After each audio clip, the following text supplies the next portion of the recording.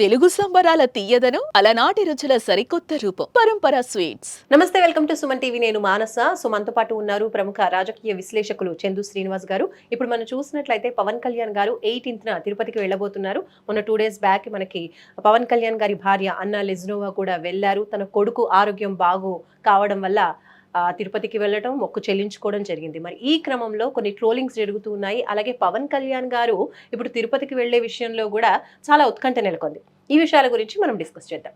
Hello sir, నమస్తే. నమస్కారం. చందు శ్రీనివాస్ గారు, ఇప్పుడు పవన్ కళ్యాణ్ గారి భార్య తిరుపతిలో తలనీలాలు సమర్పించినప్పుడు అందరూ తెలుగు వాళ్ళు కూడా, తను రష్యన్ అయినప్పటికీ కూడా మన తెలుగు సంప్రదాయాన్ని పాటించింది, ఇలా చేసినందుకు చాలా సంతోషించారు. అయితే ఈ క్రమంలోనే ఇప్పుడు పవన్ కళ్యాణ్ గారు 18న వెళ్ళబోతున్నారు. సో ఈ టూర్ని ఏ విధంగా చూడొచ్చు అంటారు?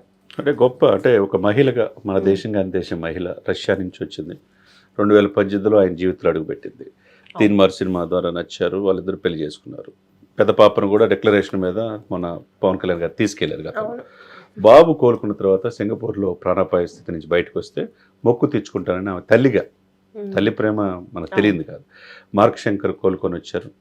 వెంటనే ఆమె మొక్కు తీర్చుకోవడానికి వెళ్ళటం అయితే అంటే యావత్ హిందూ సమాజం హర్షిస్తుంది. మొక్కు తీర్చుకోవడం, అక్కడ తను స్వయంగా సేవ చేయటం, అది కూడా మనం చూసాం. అంటే తలనీలాలు ఇవ్వటం అంటే మామూలు విషయం కాదు. ఒకళ్ళు మహిళ 3 కత్తెలు లీటర్కి భయపడే రోజుల్లో మన సంస్కృతిని మన వెస్టినేషన్కి వెళ్ళి ఈ సమయంలో ఆమె మన దేశం కాని దేశం అయి ఉండి ఇక్కడ సంస్కృతిలో లీనమైపోయి ఆయన అడుగుజాడులో పవన్ కళ్యాణ్ గారు డిప్యూటీ సీఎం అనేది ఎక్కడ కూడా ఆమె గర్వం లేకుండా ఎదిగే లక్షణం ఆమెలో మెండుగా ఉంది. ఎందుకంటే ఇదే మార్క్ శంకర్ని మనం చూస్తే కనుక దశావతార్ టెంపుల్లో చిన్నతనంలోనే నంబూరు నాగార్జున ముందు తీసుకెళ్లారు. ₹1 కోటి అన్నదానానికి ఇచ్చారు. అప్పుడు డిక్లరేషన్ మీద సంతకం పెడతాం. హిందూ సమాజం వెంకటేశ్వర స్వామి అంటే నాకు నమ్మకం అనేది అలా చేయటం. మీరన్నట్టు తర్వాత రోజు 3 గంటలకు సుప్రభాత సేవలో పాల్గొని వెంటనే మళ్ళీ మధ్యాహ్నం అన్నదానంలో స్వయంగా వడ్డించి తన బిడ్డ పేరు మీద 17 లక్షలు ఇవ్వటం అనేది, కొంతమంది ఒకళ్ళిద్దరు ఉంటారు విమర్శనవాదులు, ఈ తట్టుకోలేనివారు. హిందూ సనాతన వైపు పవన్ వెళ్తున్నాడు, ఈ విషయంలో కూడా తనని ట్రోలింగ్ చేస్తున్నారు. చివరికి రష్యా మహిళ వాళ్ళ భార్యను కూడా ఇట్లా సనాతన వైపు తిప్పుతున్నాడు. ట్రోలింగ్ చేసే వాళ్ళంతా లోపల వేశారండి. వాళ్ళు ఎవరు ఏంటి అనేది పోలీసులు విచారిస్తున్నారు. వాళ్ళకి శిక్ష తప్పదు. అదే సమయంలో మీరు అన్నట్టుగా ఎల్లుండి పవన్ కళ్యాణ్ గారు వెళ్ళటం, ఎందుకంటే ఒకవైపు ఆయన ఆరోగ్యం బాగుకొని నిన్న క్యాబినెట్ మీటింగ్లో పాల్గొనలా. ఈరోజు 16వ ఆర్థిక సంఘం వచ్చేతలకి దాంట్లో పాల్గొన్నాడు. హిందూ సనాతన సాంప్రదాయాన్ని గౌరవించే వ్యక్తిగా, ఎక్కడో లడ్డూకి అపవిత్రం జరిగితే 11 రోజులు పాశ్చాత్య దీక్ష చేసి కాలినడకని వెళ్ళిన వ్యక్తిగా మనం పవన్ కళ్యాణ్ గారిని రేపు శుక్రవారం వెళ్ళబోతున్నాడు. ఏం చేస్తాడు? గోశాలను సందర్శించడం, గోవులు ఎందుకు చనిపోతాయి, అసలు ఏంటి దీని వెనక కథ? ఇది నిజంగా వైసీపీ వాళ్ళు కనుక కుట్ర చేస్తే కనుక మొత్తం ఆధారాలతో చెప్పే అవకాశం ఉంది. అదే సమయంలో ఈయన హిందూ సనాతన సంప్రదాయం 100 కోట్ల మంది హిందూకు ప్రతినిధి కనపడుతున్నాడు. అదే శుక్రవారం దేవుని కూడా దర్శించుకోవటం. ఎదురు తన శ్రీమతి గారు ఆ రోజు వెళ్ళారు. తన ఆరోగ్యం ఎదురిచ్చా ఆయన వెళ్ళకపోయినా తన బిడ్డ భవిష్యత్తు బయటకు వచ్చారు కాబట్టి, చక్కగా హెల్తీగా ఉన్నాడు కాబట్టి డెఫినెట్గా మొక్కు తీర్చుకునే, అదే ఆయన కూడా స్వామివారిని దర్శించుకునే అవకాశం. సో మరి ఇప్పుడు 18న తిరుపతికి వెళ్ళబోతున్నారు పవన్ కళ్యాణ్ గారు. సో ఆయన ఏ విధంగా ఉండబోతుంది అంటున్నారు?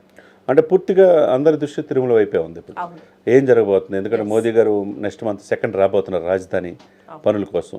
ఇదే సమయంలో పవన్ కళ్యాణ్ గారు ఒకవైపు ఆరోగ్యం కుదిరిపడి ఇప్పుడు ప్రభుత్వ కార్యక్రమంలో పాల్గొని తిరుమల వెళ్తాం. ఎందుకంటే తిరుపతి ఎమ్మెల్యే కూడా జనసేన ఎమ్మెల్యే.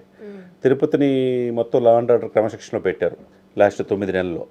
అంతకుముందు గంజాయి ఎక్కువగా ఉండేది తిరుమలలో, ఎక్కువగా మద్యము, ఇవన్నీ కూడా ఉండేవి. ఇవన్నీ కూడా లా అండ్ ఆర్డర్ క్రమశిక్షణలో పెట్టి బ్రహ్మాండంగా, ఎందుకంటే పరమ పవిత్రమైంది హిందువులకి ఆధ్యాత్మిక క్షేత్రం తిరుమల, ఏడుకొండలవాడు. అందరికీ జీవితంలో ఒకసారి వెళ్ళాలనుకుంటారు.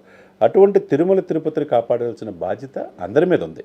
ముఖ్యంగా పవన్ కళ్యాణ్ గారు మొదటి నుంచి సనాతన సంప్రదాయాన్ని భుజాన మీద ఎత్తుకున్నాడు కాబట్టి ఆయన ఎక్కడ చిన్న ఇన్సిడెంట్ జరిగినా అక్కడ 60 సంవత్సరాల తిరుమల ఇదిలో ఎప్పుడు కూడా తొక్కిసలాట జరిగా చనిపోలా. 6 చనిపోయారు. స్వయంగా ఆయన క్షమాపణ కోరాడు. చైర్మన్ని, ఈవోని కూడా క్షమాపణ కోరమని అన్నాడు. ఆయనకి అసలు సంబంధం లేదు. అంటే ఇక్కడ జరిగిన భక్తులకి ఎక్కడి నుంచో వస్తారు, పరమ పవిత్రంగా ప్రపంచవ్యాప్తంగా వచ్చినప్పుడు వాళ్ళకి మెరుగైన సదుపాయాలు కల్పించాలా అని చెప్పడం అనమాట. ఇంకొకటి, లడ్డు అపవిత్రం మీద సిబిఐ ఎంక్వైరీ జరుగుతుంది, సిఐడి జరుగుతుంది, విజిలెన్స్ జరుగుతుంది.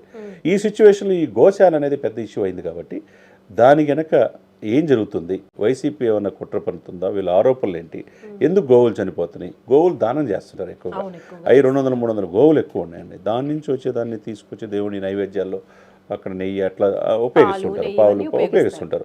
దాన్ని ప్రపంచానికి, హిందూ సమాజానికి చూపించాల్సిన బాధ్యత కూడా యాజ్ ఎ డిప్యూటీ సీఎంగా ఆయన భుజస్కంధాలపైనే వేసుకున్నాడు అనేది స్పష్టంగా కనపడుతుంది అనమాట.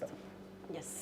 సో మొత్తానికి 18న పవన్ కళ్యాణ్ గారు ఏదైతే తిరుపతికి వెళ్ళబోతున్నారో ఆ యాత్ర సర్వత్రా ఉత్కంఠగా మారిందని చెప్పొచ్చు మనం. అంతే కదండి. ఎందుకంటే అందరూ కూడా తిరుమల వైపే చూస్తున్నారు. అందులోనూ ఈ చిన్న చిన్న కేసెస్ ఇవన్నీ కూడా మనకి డెఫినెట్గా, ఎందుకంటే పిల్లలు కూడా సెలవులు వచ్చేసి ఎక్కువ మంది యాత్ర వెళ్తున్నారు, విజిట్ చేస్తున్నారు. వైపు ఎండలున్నా దేవుడిని దర్శించుకోవాలని. అదే సమయంలో రోజు రోజుకు వైసీపీ చేస్తున్న ఆరోపణల మీద కొద్ది గందరగోళమైన ఉంది ఈ సమాజంలో. దాన్ని క్లారిఫై చేయాల్సిన బాధ్యత ప్రభుత్వ అధినేతలుగా చంద్రబాబు నాయుడు గారి మీద, పవన్ కళ్యాణ్ గారి మీద ఉంది. అందుకు హిందూ సనాతన సంప్రదాయం ఎదురుగా ఆయన లేవనెత్తుకున్నాడు కాబట్టి అక్కడ ఏం జరుగుతుందని వాస్తవానికి ప్రపంచాన్ని తెలియజేసే పనిలో వెళ్తున్నాడు. యావత్తుగా అంత మొత్తం ఉత్కంఠతో ఎదురు చూస్తున్నారు. ఏం జరగబోతుంది, పవన్ కళ్యాణ్ పర్యటన ఏ విధంగా ఉండబోతున్నది, ఏ విధంగా చెప్తాడు మీడియాకి అనేది కూడా అందరు చూస్తూ ఉన్నారు. సుమన్ టీవీలో మీ పర్సనల్ అండ్ బిజినెస్ ప్రమోషన్స్ కోసం కింది నెంబర్కి కాంటాక్ట్ చేయండి.